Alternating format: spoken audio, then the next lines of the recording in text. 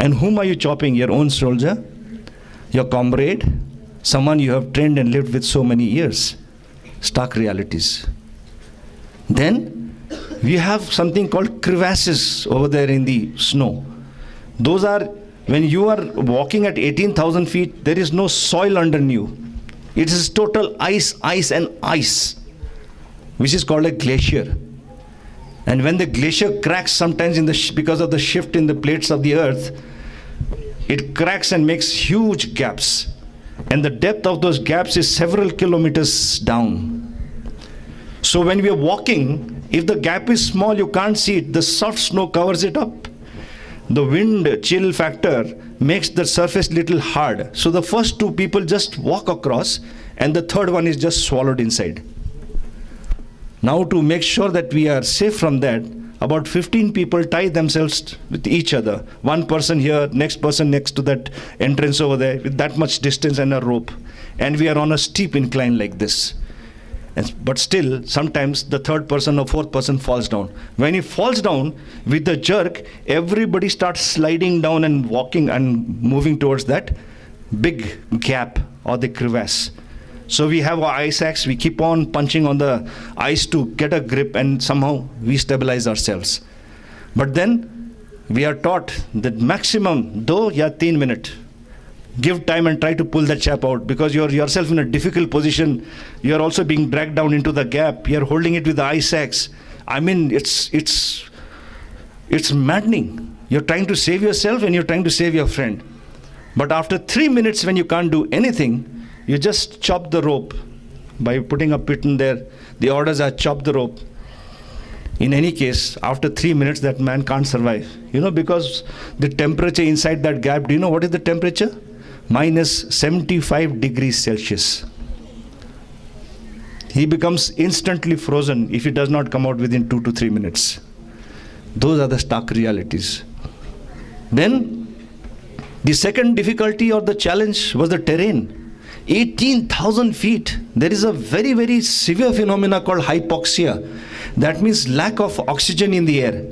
Normal oxygen is about 28% in the air, which we are breathing normally as normal human beings. But as you keep climbing up in altitude, the percentage of oxygen keeps reducing to a very low level. So your body does not get enough oxygen into the body. And you have to breathe like an old man. Even a young, absolutely stout person, healthy person, will be stooping over like an old man and walking slowly because you can't breathe. And when you breathe very hard, your windpipe is burning. It's like a flame, as if someone has put your windpipe on fire.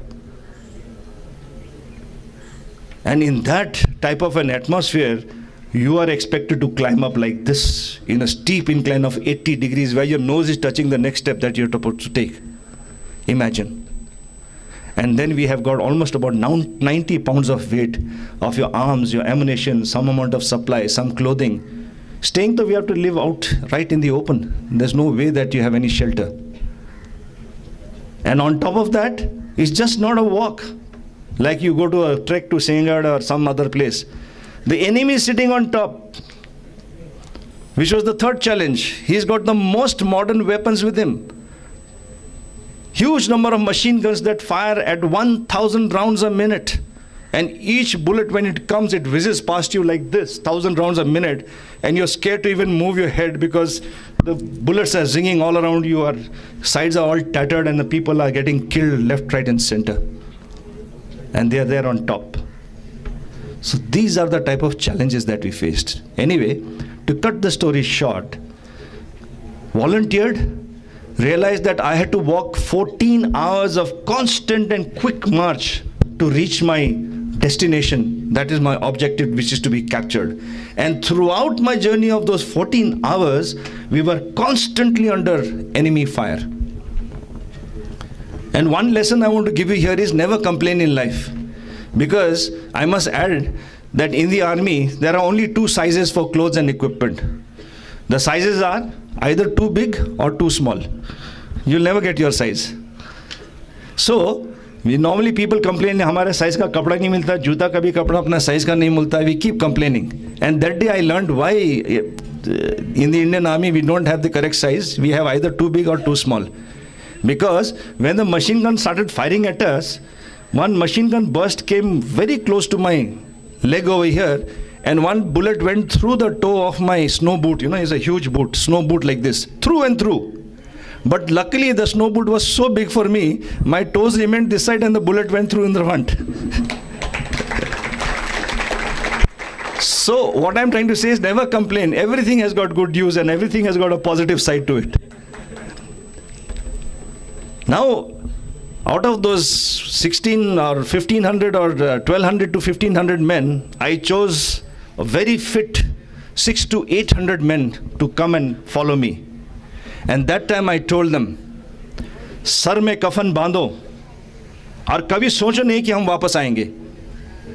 हम वापस नहीं आएंगे. Just think that we are finished. Because if you try to save yourself and preserve yourself at this juncture, at this very, very serious moment, you will never be able to succeed, because the weather will get you, the mountain will get you, the bullet will get you, the enemy will get you. There are so many challenges. But if you say, कि now sar mein kafan banda hai, let anything come and I will do it, nothing can stop you. You become invincible. So I made them invincible by telling them, we are not coming back, sar mein kafan bando, and just think that we will be part of history, whether we live or we die. And the second thing is, if we keep sitting down here, they will keep bombarding us, we might die. An ignominious death, nobody will know. We died out of a shelling that came from the enemy we could not see. But if we try, then we can capture, we may capture, and we will be part of history, and we may emerge victorious. We have a chance of victory. We have a chance to win. So try you must. And I told them, I will lead from the front. As a commanding officer, I am not supposed to go in front. I said, I'll lead from the front. And we set out in earnest. Lot of fire came on us. And of course, so many horrible things happened, but few things I must tell you so that you young people understand the sacrifices that the soldiers have made. I remember when we were about 600 yards, the bullets were coming too furiously. I mean, it was so intense. And then when we came around 400 yards, it was, we had to pause there for a while, because from 2-3 positions, the machine gun fire was too much. At 1,000 rounds a minute, about 40 to 60 machine guns were firing on us. And we were uphill, we were tired. Loads we had already shed because we could not carry any of it. And that time, I remember it was a moonlit night. One Pakistani Pathan, 6 feet something, he fired a grenade launcher. My radio operator was just in front of me. It was a moonlit night, I could see it. That grenade burst just in front of him and his whole abdomen ripped apart. And his entrails started rolling out. All these contents of his stomach started rolling out. And this young man, in order to save himself, he's staggering like this, and he was trying to put everything back. It was a terrible, terrible sight for me. And every time my boys would fall down, I had nothing else to do as a commanding officer. I could do nothing. So I used to sit down there, put the boy on my lap and tell him, beta, abhi tum seh lo, thodi der tak reh lo. And hum aage jaake we'll beat the enemy, we will capture the objective. And on my way back, I'll carry you on my shoulders and I'll take you down for treatment.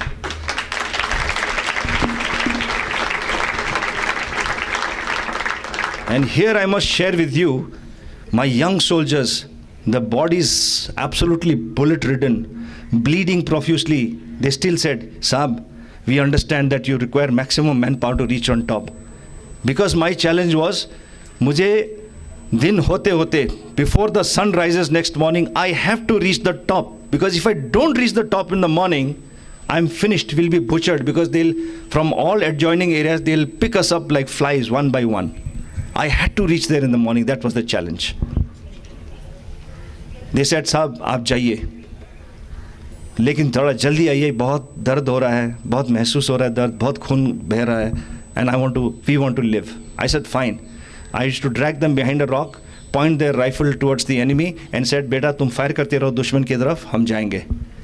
And I must share with you, after a couple of days, I thought I'll be coming back after a day or two, but it took little more time. After a couple of days, when I came back, I saw the same bodies. Their rifles were pointed towards the enemy. Their fingers were inside the trigger, pressing like this. Their magazines were finished. All the bullets were fired. And they were dead, frozen solid.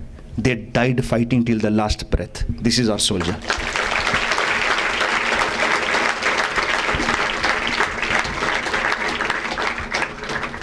We reached the top with great difficulty, but I thought we had captured that place, but suddenly we got attack after attack from the enemy, counterattack. Rest of my people were absolutely cut off, and out of those 600 people, do you know how many of us had managed to reach on top? I already had got a machine gun burst of 2-3 bullets on my leg and I was bleeding.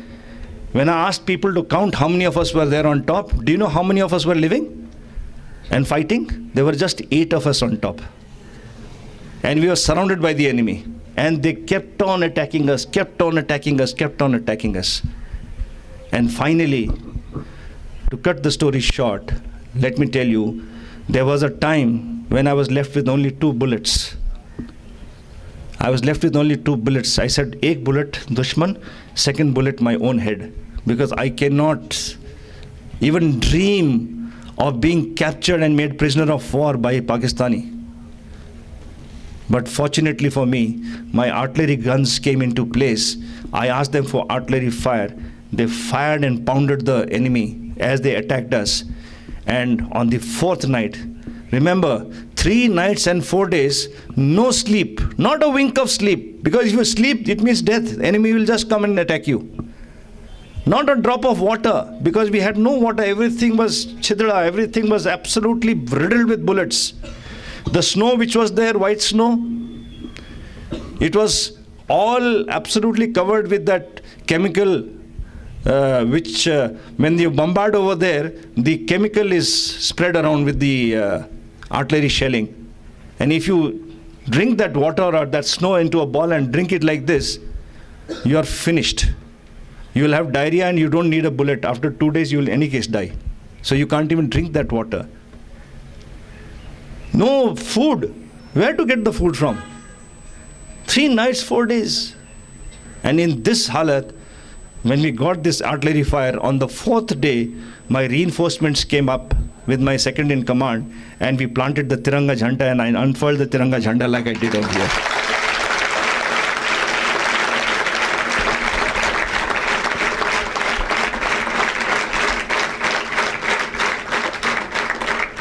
I have told you this story in a very, very brief, means micro-brief version. But if I tell you the bravery which was shown and displayed by my troops, your tears will come out and you will understand the true word of Azadi. You will understand the true cost of Azadi.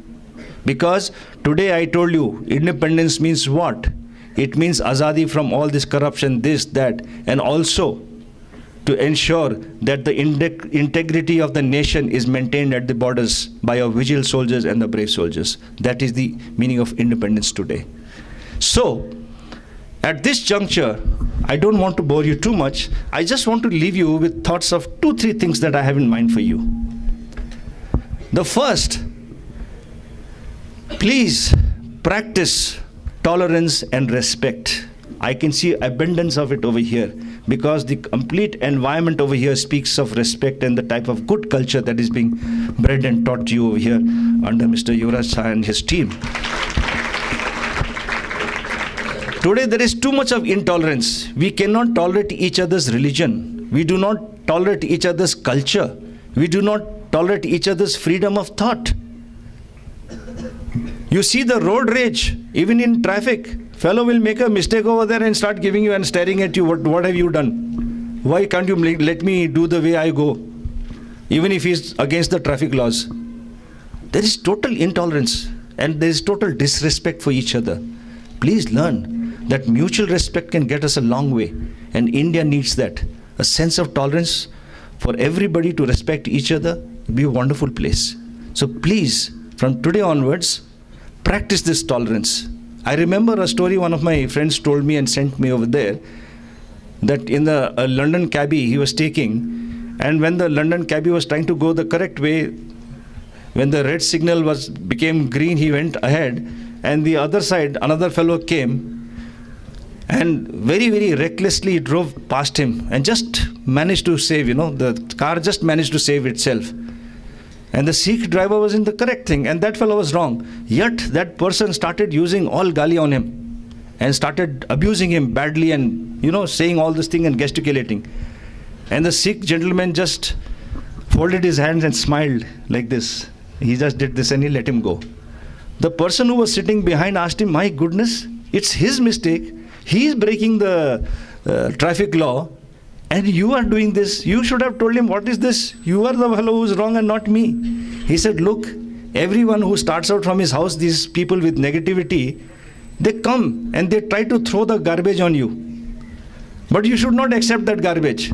Do this and tell him, please take your garbage with you. I don't want this negativity. वो कचरा लेके हमने क्या करना है? अपना mood खराब करना है? You will talk badly like that to someone else when you meet because your mood is bad. We used to have a professor who used to fight with his wife and then put all the anger on us when we were in the class. कुछ भी नहीं किया फिर भी गुस्से से थप्पड़ मार देता था. So what I'm trying to say is, do not carry this garbage. Just let it go. Smile. Do this and let him go. You will, after 3-4 times, you will suddenly feel that you are a more supreme being. You are more mature. You are higher in your status of thinking.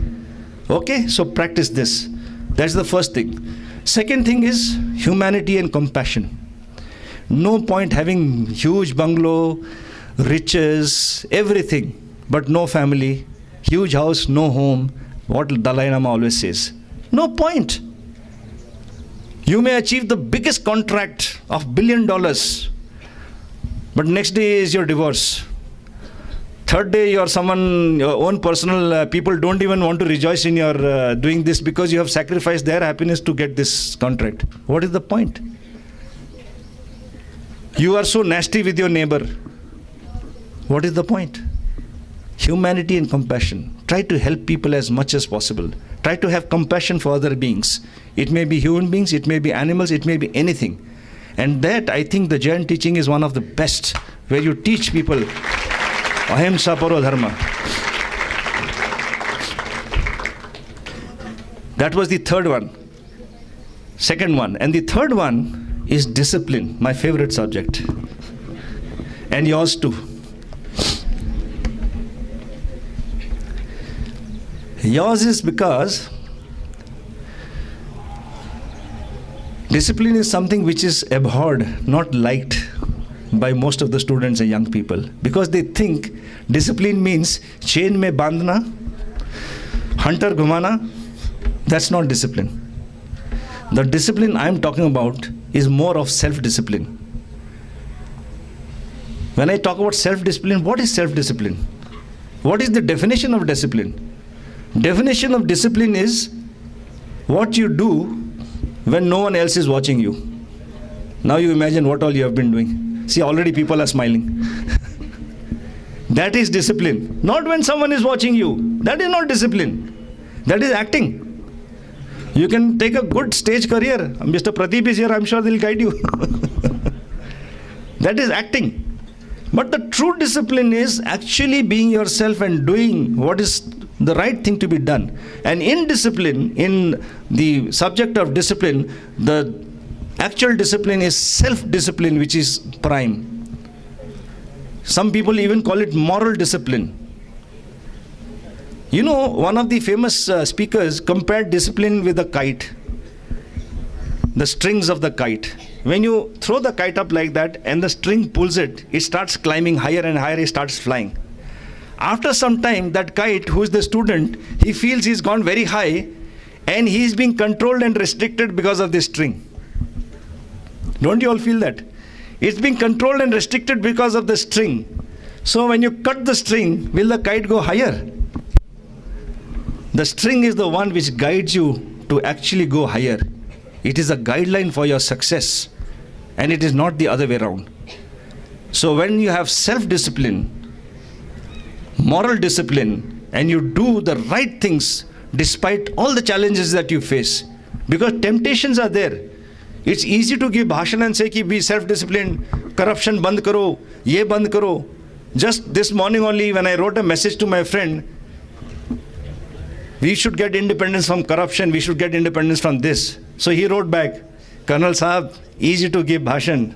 If I don't give bribe to the environment people, because I'm selling one industry here, those people, I will lose my business.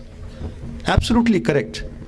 So this is where you come in with your intellect and your awareness, because yours is a generation which has got more brains. If the person who is corrupt is using his brains to become corrupt, you use your brains to make sure that you get over him. How could I tell my friend, ki get your work done, pay the bribe, but after that make sure that he pays for it? You can do that. When you do things, do it intelligently. I don't say abrupt. You cannot stop anything abruptly, because this is one of the practices which has been coming down from 3,000 years practice. If you read all the historical books, everywhere there is bribery, everywhere there is some sort of this thing which is corruption which is happening. But the idea is to use your brains intelligently and practice it in the best way you can. Therefore, what we need today is a little national character. We must have a national character. We can't keep throwing things out of the car like this. When we go to Singapore or Japan, we are so scared to throw these things, because you know the police will come and give you a ticket. And everyone who comes here, the Westerns, they say कि Indians are very disciplined. वो कितना साफ सुथरा रखते हैं उधर. But the Hindustan में जब आओगे आप वापस, why is this happening? Why is the kachra being thrown anywhere?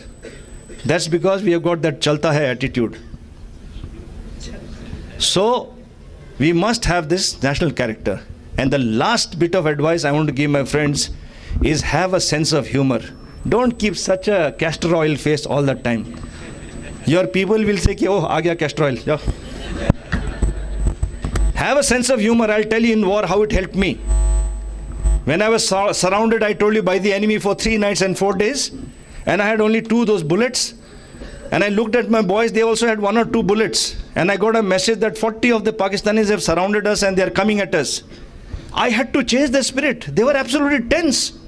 They could see the tenseness in my face. And I remembered my father. He said, use humor. That will change the plane. And I quickly thought, you know, in Nepali, in my language, there are no galis. Hardly any galis. When you speak loudly, it's a gali. So there are no galis. And our people are very reluctant because they are not used to giving galis. The culture is like that. And those Pakistanis who are coming up in mountains, you can hear people much clearer. But reaching is a little, slow because of the incline and the walk that you have to do. But the voice carries very far. And the Pakistanis were abusing me. They were abusing us, using the best abusive language, or total parliamentary language, I can say.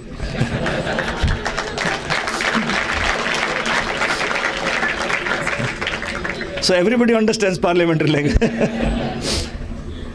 And yours truly, I had a best Sardarji friend in my school and college days and even in my academy days. And he had taught me the choicest Punjabi galis. I am a vocabulary of Punjabi galis. Matter of fact, I'm sure if that fellow writes a memoir, those Pakistanis, they will say that there was one Gurkha soldier over there whose vocabulary was tremendous in Punjabi galis. And I was giving it back to them equal. My boys were tense and they were watching me. So I said, now I must get them into the mood of fighting. And I told myself, I was cursing the world. Why am I in a situation like this? My boys are dying. Everybody is dying. People don't even know what is happening to us. I was into that conflict. And then I suddenly realized I must change the mood. So I looked at my boys and I told them, pardon me for using, because I'm a Fauji, I can use a few here and there. Okay? That's Fauji language. I looked at them, I said, bloody fools, तुम्हारा commanding officer साहब को ये पाकिस्तानी लोग इतना गंदा गंदा गाली दे रहा है, तुम लोग चुपचाप बैठे हो, गाली दो. Now my boys were in total दुविधा, क्या करें? कमांडिंग ऑफिसर का हुक्म is like पत्थर में लकीर. There's no question of disobeying him. So they started nudging each other. You gave it, Suddenly they caught hold of one fellow, Gyan Bahadur, who was from Dehradun. He said, Dehradun ka badmash hai, pakka, he must be knowing galis. So they got him up. And this fellow, 5 feet nothing, takes out his khukri like this, adjusts his jacket like this. He's still trying to get the courage, to give gali in front of me. And then he looked over the boulder, and then he looked at me. I said, yes, gali do. Then he says, Pakistani kutta upar aayega to mundi kaat dega.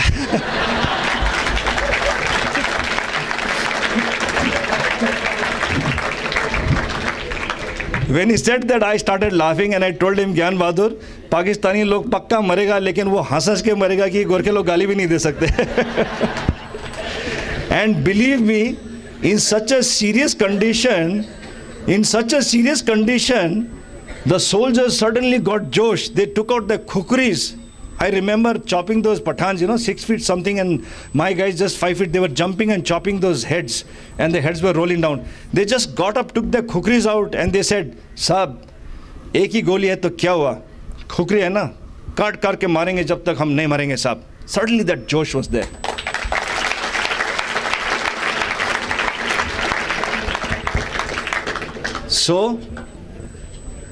So, my dear friends, when that could work for us in one of the most dire situations, I'm sure humor will work for you. Those people who have got good wives, they will appreciate you more, the married people. The boys who have got girlfriends, they'll appreciate you more, and vice versa for the girls and the ladies. Please smile more often. Put humor in life over there. I don't expect you to become jokers, but at least use humor. Use humor in day-to-day life and make your life a little worth living.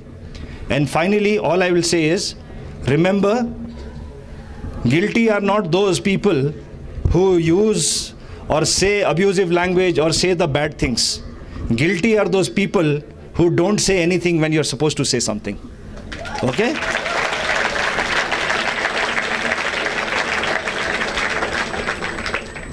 Have you all understood what I'm trying to tell you? And I'm sure you're going to keep your promise of what I just asked you of. Okay? I want you all to try this. And if you succeed, please contact me and say, "Sir, humor success." Okay? Right. Thank you so much. Jai Hind. Jai Mataram. Mataram. Jai. Thank you.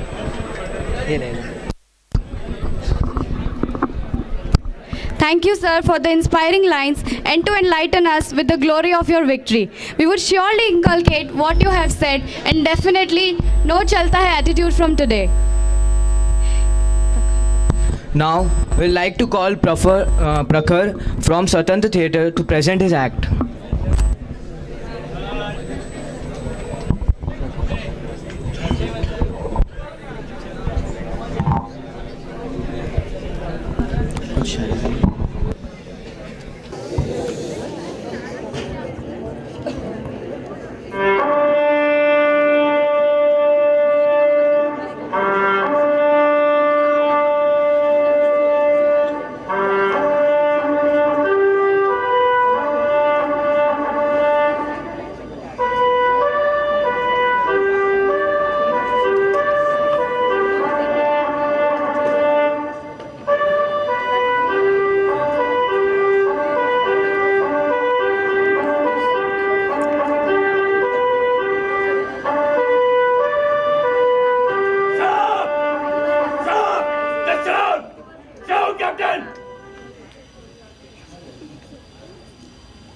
Don't believe me. I'm okay.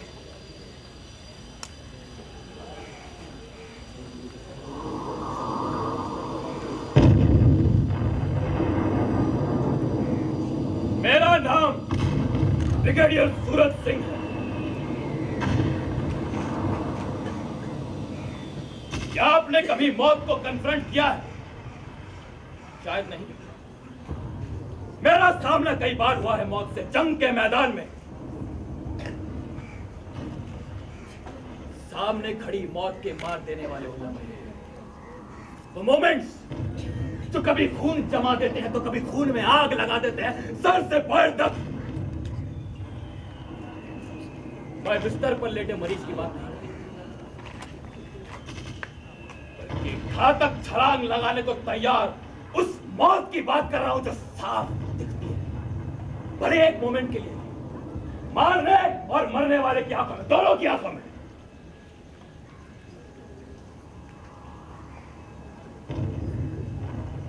मैंने कई लोगों की जान ली है, मौत के घाट उतारा है। शायद इन क्षणों में मेरी आत्मा में मेरे पूर्वज आ बैठे हैं जो सदियों से मौत से खेलते रहे। The dealers in death दादी की सुनाई गई कहानियों के बाद से गांधी, भगत, सुभाष मेरे जिस्म का, मेरी रूह का एक हिस्सा बन गए। हाथों में लपलपाती तलवारें थी, रेगिस्तानों, मैदानों, पहाड़ों पर दिन रात दौड़ते घुड़सवार, राइडर्स ऑफ डेथ, चलती रेत पर अंधड़ जिस्मों को चीरती फाड़ती तलवारें और रेत में जज्ब होता।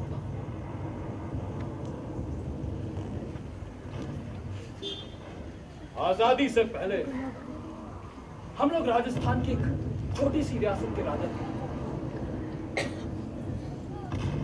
दादी सुनाया करती थी कहानियां, दादा की कहानी, एक देशभक्त स्वतंत्रता सेनानी की कहानी। नहीं,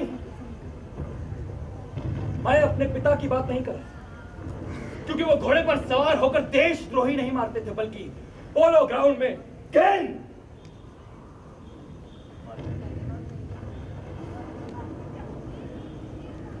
मां की बात भी नहीं कर रहा, क्योंकि वो भी इसी युग की है, the typical Coca Cola product.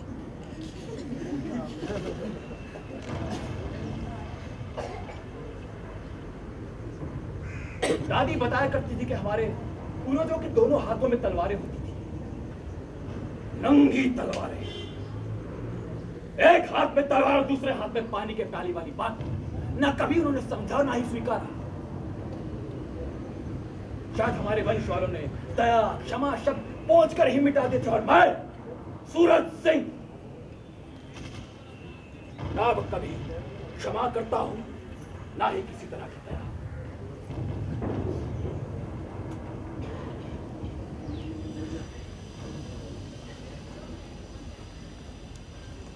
पिछले युद्ध की याद अब भी आती है।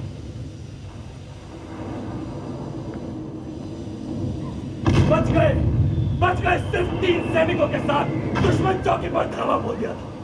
मेरी यूनिट के गुरखा सैनिकों की खुखरिया खबज दुश्मनों का सर काटती खुखरिया, गले में लटकती ग्रेनेडों की माला में से एक ग्रेनेड निकालकर फेंकता मैं। कैप्टन सूरज सिंह। उन दिनों में कैप्टन था। किसी विदेशी पत्रकार ने मेरे फोटो के नीचे कैप्शन किया था, द लायन विद ग्रेनेड। पीठ पीछे सेना में मुझे ग्रेनेड सिंह भी कहते हैं।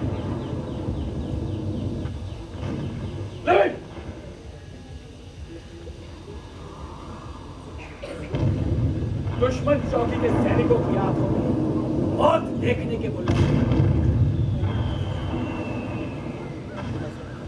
क्या उन लम्हों का आनंद लिया है आपने कभी? शायद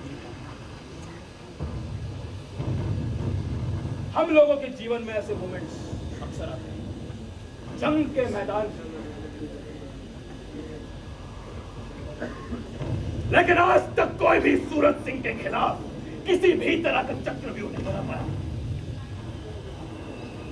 क्योंकि मुझे चक्रव्यूह में प्रवेश करने की और बाहर निकलने की रणनीति आती है। मैं चीते की तरह बेआवाज चलता और शेर की तरह दहाड़ कर छलांग लगाता हूं, जानलेवा छलांग, प्राण घातक छलांग।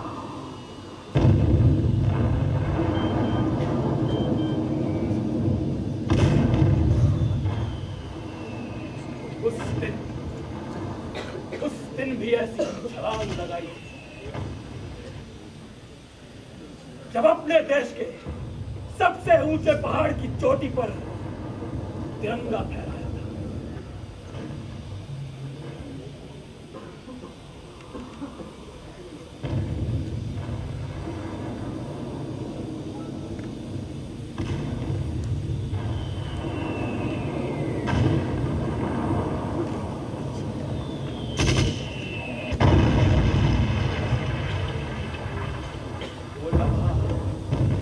वो मोमेंट, क्या आपने कभी आनंद लिया है उस मोमेंट का? फाइनल ब्रिगेडियर सूरज सिंह ने लिया।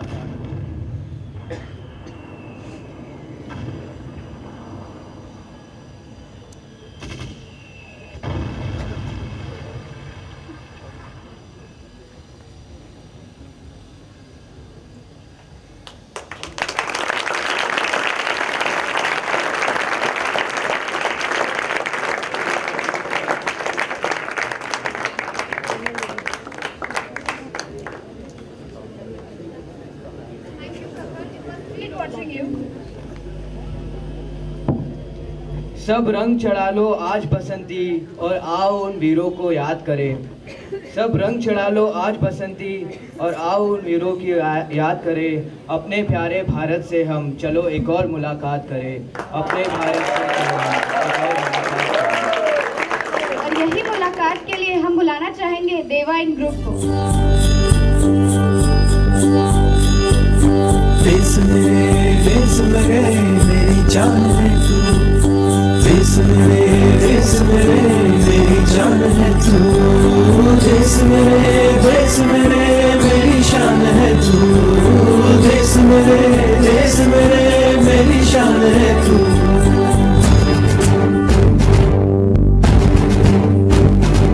मिटाने से नहीं मिटते, डराने से नहीं डरते, वतन के नाम पे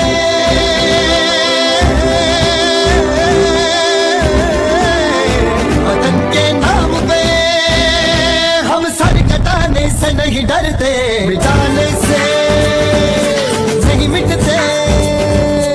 देश मेरे मेरी जान है तू, देश मेरे मेरी जान है तू, देश मेरे मेरी शान है तू, देश मेरे मेरी शान है तू।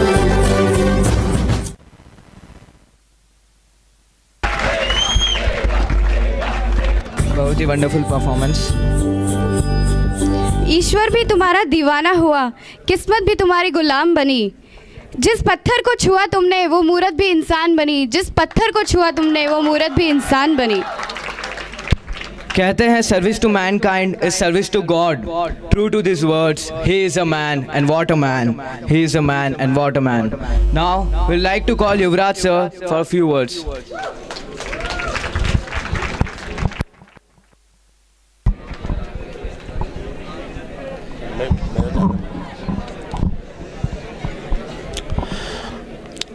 दोस्तों, आज का ये स्वतंत्रता दिन विद्यालय के इतिहास में इतने स्वतंत्रता दिन हुए, लेकिन आज जब हम सब लोगों को साथ में लेकर राय साहब कारगिल लेके गए। एक्चुअली 3 साल से मैं उनको यहाँ बुलाने की कोशिश कर रहा था, मिलते भी रहे, लेकिन हमेशा उनको प्राइम मिनिस्टर देश के जो दिल्ली में फ्लैग होस्टिंग होता है, उनको हमेशा वो चीफ गेस्ट तरीके से जाते थे, हमेशा उनको इनवाइट रहते थे और ऑल ओवर द वर्ल्ड उनका जाना है। लेकिन उन्होंने मुझे प्रॉमिस किया था 1 साल में जरूर आऊँगा, और ये प्रॉमिस उन्होंने आज यहाँ पर आए। इतना आसान नहीं है उनको यहाँ पर लाना। आपने सुना कि रियल हीरो आपके साथ में थे। मेरे ख्याल से इंडिपेंडेंस से इसके और बढ़िया कहीं भी नहीं हो सकता जो हमने आज किया है। हमारे बीच सुनील गोखले थे जो अभी चले